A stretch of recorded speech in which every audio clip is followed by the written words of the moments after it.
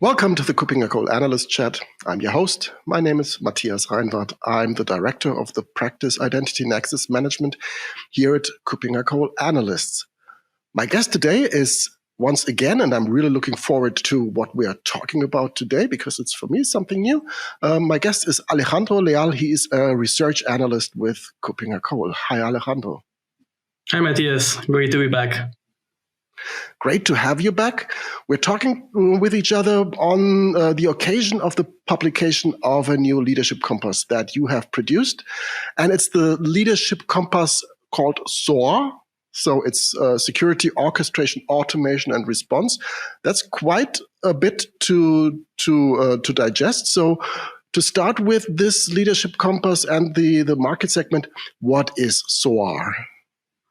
Yes, you're right, Matthias. It's a long name. So what is SOAR? You yourself, you said it. It stands for Security, Orchestration, Automation, and Response. And it is essentially an add-on to Security Information Event Management Platforms, SIEMs. Traditional SIEMs were first introduced over 15 years ago as unified platforms for gathering, analyzing, and correlating security-related information from multiple sources to provide a centralized overview of all security-related events happening in an organization. In recent years, SOAR solutions began to appear to complement or directly integrate with SIEM solutions. As we both know, cybersecurity attacks have been intensifying over the past few years. Global supply chains and large organizations are increasingly facing cybersecurity threats as a result of geopolitical instability. So to stay secure and compliant, organizations must seek out new ways to assess and respond to cybersecurity threats while providing their security operations centers, their SOCs, with the right tools. So SOAR solutions have multiple capabilities. For example, enrichment and correlation, orchestration and automation, and incident response and mitigation. If we take a look at the first pair, correlation and enrichment, it is important to know that SOAR platforms should be able to collect historical and real-time data, either on its own or ingest security events from the SIEM. The data should then be enriched with additional business context and external threat intelligence information. When it comes to automation and orchestration, SOAR platforms should be able to implement comprehensive workflow management capabilities to ensure that the tasks across multiple environments and security tools are efficiently coordinated. And whenever possible, repetitive tasks should be automated to facilitate the job of the analyst and provide the analyst with more time to focus on more important endeavors. And last but not least, incident response and mitigation are essential features of SOAR solutions. SOAR platforms should be able to create simple tasks. For example, creating a ticket for manual processing, or support dozens to hundreds of playbooks and incident response actions. Of course, these are some of the capabilities of SOAR solutions. There are many flavors of SOAR solution, but we believe these are the main features that SOAR solutions should have in the market. Okay, so it's really collecting this information, security-related information, just like a SIEM does, correlating that, boiling them down to what is important based on rules, by identifying what is really going on. This is still something that can be also expected from SIEM solutions as well. But I think the additional factor of getting actionable results to support the analyst in actually mitigating existing threats, even automatically. I think this is the added aspect that really is the magic, the promised magic of such SOAR solutions. Am I right? So it's really helping the analyst to solve some of the issues and make him concentrate or her concentrate on what is really important and requires human intervention? Yes, that's correct. I think over the years, many vendors realized that traditional SIEM solutions could not keep up with the widespread and sophisticated cyber attacks that continue to evolve to this day. So SOAR solutions present these new sort of capabilities to deal with new threats. For example, let's say that you are a large organization and you are now facing a ransomware attack.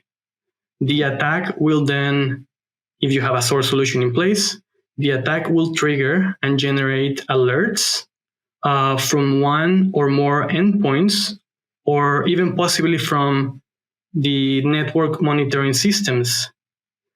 The job of SOAR would be to distinguish between unrelated and related events across all connected systems, assemble the information coherently, enrich the event information with additional information from other sources, and at the same time create or coordinate with the human analyst to, in the end, take pre-program playbooks and responses to deal with the attack.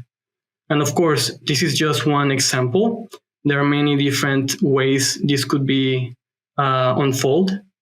So it all depends on the solution that your organization has and the industry that your organization is focusing on.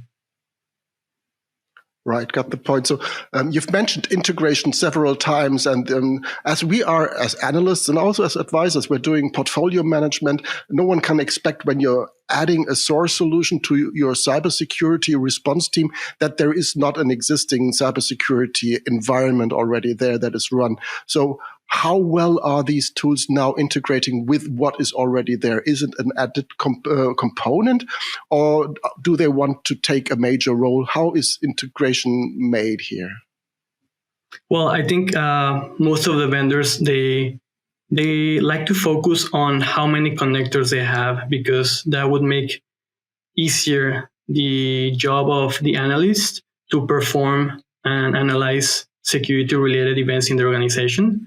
So that's something I learned during the writing of the Leadership Compass and through the briefings that I had with the vendors. It's a very important element to consider how many connectors your solution has. And we know if we take a look at the market, it's already reaching maturity. We have some vendors that are specialized on SOAR. These sometimes have unique, innovative features, and they specialize on particular use cases. But on the other hand, there are other vendors that already have a SIEM, and they are looking to add new functionalities by building or even acquiring a SOAR specialist. Many of the SOAR customers in the market they tend to be somewhat mid-sized businesses, large organizations and enterprises, and especially from the defense and government industries. And also organizations that already have a SOC team in place. Those are the organizations that will benefit from adopting a SOAR solution. Something that we also learned during the writing of the LC is that whereas in previous years, the market was largely concentrated in North America and secondly in Europe, now we see many vendors going to the APAC region, because we know that countries like China, India, Japan, Singapore, Australia, these are big countries with big economies and with a lot of organizations. So we expect to see further momentum in this region. And ultimately, the SOAR solution that your organization will decide to adopt depends on your deployment model, what you're looking for, and your unique requirements and needs. Right, you've mentioned deployment model. So we are not necessarily only talking about the traditional implement on-premises solution.